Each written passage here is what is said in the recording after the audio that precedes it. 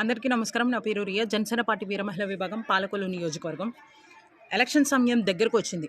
మరి మనం ఈసారైనా సరైన నిర్ణయం తీసుకోవాలని ప్రతి ఒక్కరిని కోరుకుంటున్నాను. ప్రతి సామాన్యుడు ఈ 5.5 సంవత్సరాలు ఎటువంటి సమస్యలు ఎదుర్కొన్నామో మనం అందరము చూసాము, అనుభవించాము కూడా. ముఖ్యంగా యువత.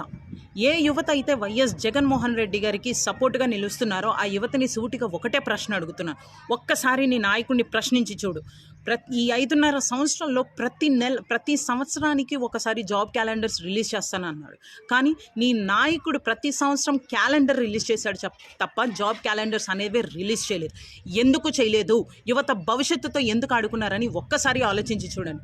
మీలో కూడా ఎంతోమంది ఎస్ఐ జాబ్స్కి అప్లై చేసుకొని ఎగ్జామ్స్ రాసి ఉంటారు.